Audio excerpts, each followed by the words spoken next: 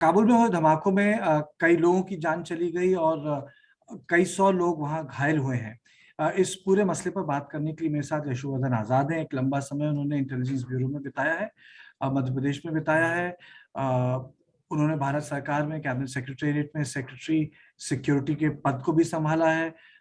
Retire हुए थे information commissioner, लेकिन मैं ये कहूँगा कि अगर उनका फोटो है तो सुरक्षा, counter terrorism, VVIP security movement, आप जो भी चीजें एक इंटेलिजेंस एजेंसी से जोड़कर देख सकते हैं वो इस चीज को समझते हैं। तो आजाद साहब, बहुत बहुत शुक्रिया वक्त देने के लिए। और सीधा सवाल आपसे करता हूँ, ये जो काबुल में ब्लास्ट हुआ है, इसका सीधा सीधा कॉन्सिक्वेंस क्या है और ये हमको तालिबान और अफगानिस्तान की व्यवस्था के बारे में क्या बता रहा है? तालिबान आउट ऑफ कंट्रोल है, उसके पास कंट्रोल नहीं है, या ये करवा दिया एक एक मैसेज की तरह से कि अब आप अमेरिकन जाइए, काम हो गया आपका? धन्यवाद कार्तिकेय, आपने मुझे बुलाया इस शो के लिए। और मैं ये समझता हूँ कि काबुल में जो ब्लास्ट हुआ है उसके बड़े गंभीर परिणाम होंगे। और ये गंभीर परिणाम अंतर्राष्ट्रीय स्तर पे भी महसूस किए जाएंगे और अफगानिस्तान के अंदर भी महसूस किए जाएंगे। सबसे पहले तो मैं ये समझता हूँ कि इससे वो जो बहस थी अमेरिका के बारे में, अ, अमेरिका बल्कि वहां से भाग गया, इस तरह लोग कहने लगे कि अमेरिका ने दोहा में जो चर्चाएं की तालिबान से, एक तरह उन्होंने तालिबान को एक स्टेटस दे दिया जो कि तालिबान के पास पहले नहीं था। आज भी तालिबान नोटेड टेररिस्ट ग्रुप में नहीं आता है अमेरिका के अंदर।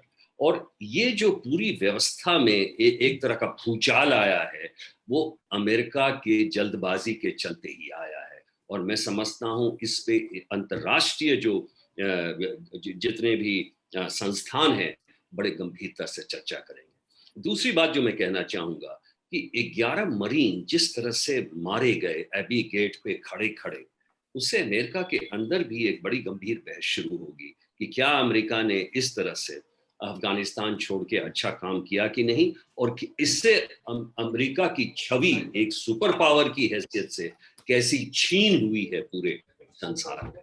तीसरी बात मैं ये कहना चाहूंगा कि अफगानिस्तान के अंदर इसके बड़े गंभीर परिणाम इसलिए होंगे क्योंकि आईएसकेपी जो एक टेररिस्ट ऑर्गेनाइजेशन है, वो एक एक छोटी सी टेररिस्ट ऑर्गेनाइजेशन है। इसमें करीब 1500 या 2000 लोग हैं। लेकिन जहां तक इसकी मारक क्षमता का सवाल है, वो बहुत ज्यादा और गंभीर है। इन्होंने काबुल के स्कूल में ब्लास्ट किया था जिसमें 80 छोटी बच्चियां मर गई थी। और काबुल में जो इन्होंने ब्लास्ट किया है, इन्होंने एक स्पष्ट संकेत दिया है कि हम एक अलग ग्रुप हैं और हम अपनी जो मांगे हैं, हमारे जो ऑब्जेक्टिव्स हैं, उसको हम अपने तरीके से पूरा करेंगे। क्या लेकिन इससे? हाँ, बताइए। मैं ये पूछना चाह रहा था कि चूंकि आप बता रहे थे कि काबुल के बारे में, कैसे पता लगता है कि तालिबान के अंदर विभिन्न फैक्शंस हैं, जिसपे कुछ पे कंट्रोल है, कुछ पे कंट्रोल नहीं है? देखिए, जहां तक सारे टेररिस्ट ग्रुप्स का एम एक था। वो क्या था कि अमेरिकी और सारे जो फॉरेनर्स हैं उनको यहां से भगा दिया जाए। ये अफगानिस्तान की व्यवस्था शुरू से रही है, 1842 से ही रही है। लेकिन अब सवाल ये उठता है कि आईएसकेपी और तालिबान के बीच में तो पहले से वैमनस्यता है। आपको मालूम होगा जब जेल से छुड़ाए गए कितने कैदी थे, आईएसकेपी के कैदी को मार दिया। तो इससे ये स्पष्ट संकेत था कि दोनों के संबंध अच्छे नहीं हैं। और तालिबान के साथ हकानी ग्रुप है, अलकायदा है, ये तीनों जो हैं आईएसकेपी के अब खिलाफ हैं।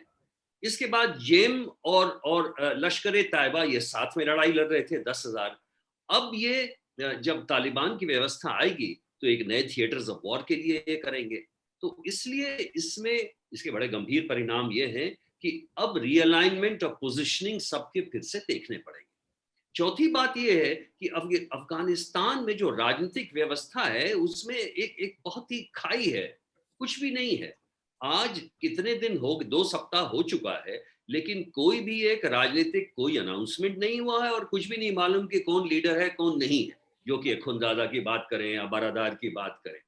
चौथी बात यह है, अंतिम बात यह है कि देखिए, इसके गंभीर परिणाम जो है वहां के जितने नेबरिंग स्टेट्स है वो भी भुगतेंगे। पाकिस्तान को डर लगेगा, पाकिस्तान में चाइनीज ने प्रोटेस्ट किया कि उनके चाइनीज इंजीनियर्स मारे गए। किसने मारा? टेररिस्ट ने मारा, बालूचिस्तान के लोगों ने मारा। कहाँ से मारा? चाइना को इस पे डर लगेगा, रशिया को लगेगा कि नॉर्थ कॉकेसस में ऐसी घटनाएं तो नहीं होंगी। तो इसलिए जो इनकी वार्ताएं हैं वो तालिबान के साथ तेज हो जाएंगी और वो कहेंगे तालिबान को कि आपको राजनीतिक व्यवस्था जल्द से जल्द ये करना पड़ेगा ताकि ऐसी घटनाएं नहीं। अच्छा, एक चीज बताइए, इसका कश्मीर पे क्या असर पड़ेगा, इसका हमारे देश में क्या असर पड़ेगा? आपको लगता है कि फंडामेंटलिस्ट थिंकिंग जिसे कहते हैं, it will fire the imagination, उनको एक नया हैंडल मिल जाएगा नए लोगों को रिक्रूट करने के लिए? आईसिस में कुछ लोग यहाँ से गए थे, कुछ लोग वापस भी आ गए, एक दो वहाँ पे मरे भी थे, और कुछ खुरासान प्रोविंस में भी गए थे जो आईएसएस का यहाँ का यूनिट है। लेकिन मैं ओवरऑल ये जरूर कहना चाहूंगा कि भारतवर्ष उसमें बहुत ही लकी रहा है और इतने लोग नहीं गए और इससे हमारे व्यवस्था पे कोई फर्क नहीं पड़ा, हम बराबर कंट्रोल में रहे। जहां तक कश्मीर का सवाल है, मैं ये कहना चाहूंगा कि तालिबान जब पिछले बार 96 से 2001 तक शासन में रहा, 96 में सबसे ज्यादा टेररिस्ट वायलेंस हुआ था और करीब 2800 टेररिस्ट मारे गए थे। और उसके बाद कारगिल युद्ध के बाद जब फॉरेन मिलिटेंट्स को मौका मिला फायदा उठाकर सिक्योरिटी ग्रिड के अंदर आके, तब वायलेंस और बढ़ा था और 2001 में करीब 2000 टेररिस्ट मारे गए थे। उसमें यमनीज भी थे, अफगानीज भी थे। लेकिन अब जो स्थिति है 20 साल के बाद थोड़ी बदल गई है। हमारा काउंटर इंसर्जेंसी ग्रिड बहुत ही स्ट्रांग है, सीडीएस रावत ने भी उस दिन ये कहा था। और दूसरा, कश्मीर में भी जो व्यवस्था है, हमारे लोग परिपक्व हो चुके हैं, काफी एक्सपीरियंस्ड हो चुके हैं। तीसरी बात ये है कि अगर उनके पास स्टैंड ऑफ वेपन्स, ड्रोन ऐसी चीजें हैं, तो वो फॉरेन मिलिटेंट्स क्यों यहाँ घुसेंगे? फॉरेन मिलिटेंट्स जल्दी आइडेंटिफाइड भी हो जाते हैं और उनका एलिमिनेशन भी काफी जल्दी होता है। तो इसलिए मुझे लगता है कि इसमें जरूर जो आपने एक बात कही कि फॉरेन मिलिटेंट्स एक नया थिएटर ऑफ वॉर जरूर खोलना चाहेंगे। जेएम पाक आईएसआई जरूर करना चाहेगा कि लेट और जेएम के कार्डर्स को यूज करें, लेकिन उतना ज्यादा फर्क मैं समझता हूं नहीं पड़ेगा। लेकिन हमें इसके बारे में बराबर सचेत रहना। लेकिन इसको बताइए, फिर हिंदुस्तान को क्या करना चाहिए? हाथ मिलाए, एक्नॉलेज करे, क्योंकि दुनिया ने, देश की सबसे बड़ी ताकतवर फौज ने एक आतंकवादी संगठन से हाथ मिला लिया, या वेट एंड वॉच करे? सिक्योरिटी इम्पेरेटिव्स को ध्यान रख के हमारी डिप्लोमेसी कैसे कैलिब्रेट होनी चाहिए आपके हिसाब से? देखिए, एक सिक्योरिटी एनालिस्ट की हैसियत से मैं तो ये जरूर कहूंगा कि वहाँ जो भी बदलाव आया है काबुल में, इससे हमें बहुत ही सतर्क और सचेत रहना होगा। और इसके लिए हमें अपने काउंटर इंसर्जेंसी ग्रिड को बिल्कुल मजबूत रखना होगा, जिसमें कि आर्मी मुस्तैद है वहाँ पे, और हमारी जो इंटरनल सिक्योरिटी मैकेनिज्म है कश्मीर में, उसको भी जबरदस्त रूप से बनाए रखना है और कोहेसिव रखना है। ये बहुत आवश्यक है। जहां तक हमारे एम्बेसी के रिकग्निशन और क्लोजर का सवाल है, मैं ये कहना चाहूंगा कि भारतवर्ष ने हमेशा अफगानियों का साथ दिया है। भारतवर्ष ने मिलिट्री बूट्स नहीं डाले ग्राउंड पे, और इन्होंने एक बिल्कुल प्रजातांत्रिक प्रणाली की हैसियत से वहाँ के लोगों के साथ दोस्ती किया, चाहे अस्पताल बने, पार्लियामेंट बने, डैम बने, और इस बात को लोग बखूबी समझते हैं। अब 16 ऐसे देश कम से कम हैं जिन्होंने ये कहा है कि हम इस तरह के एक आतंकवादी फोर्स को, जिस तरह से उन्होंने सत्ता ली है मार के लोगों को, हम उनको रिकग्निशन नहीं देंगे।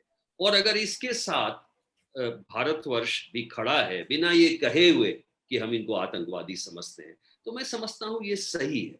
अब हमें खाली ये देखना है कि तालिबान का क्या स्वरूप उभरेगा, और अगर वेट एंड वॉच की पॉलिसी है, अगर वो स्वरूप सही उभरता है, जैसे कि विमेन इमेंसिपेशन के बारे में है, एजुकेशन के बारे में है, आर्ट कल्चर के बारे में है, तो आई थिंक सोच समझ के ही हमें निर्णय लेना। आपने स्वरूप की बात की, बहुत सारे लोग कह रहे हैं तालिबान 2.0 वर्जन है, कुछ कह रहे हैं थोड़े सोफिस्टिकेटेड हो गए हैं तालिबान। आपका क्या एनालिसिस है, ये तालिबान क्या है? एक ही चीज है, एक यूनिफाइड कमांड की तरह है, या दो तीन धाराएं हैं इसमें? अगर आप बताएं हमारे दर्शकों को। कार्तिकेय, मेरा जो समझना है, मैं नहीं समझता रियली ये तालिबान 2 है। तालिबान 2 का मतलब कि ऐसा बदलाव आ गया है इनके सोच में, इनके तरीकों में, वो मुझे नहीं लगता है। बट मैं इतना ज़रूर कहूँगा कि तालिबान के 2 फड़ उभर के आए हैं। एक तो वो पीढ़ी है जिसने 96 से 2001 तक की सत्ता देखी। आज वो पीढ़ी 20 साल बाद थोड़ी परिपक्व हो गई है। वो समझती है कि अंतर्राष्ट्रीय भाषा का इस्तेमाल करना बहुत ही ज़रूरी है।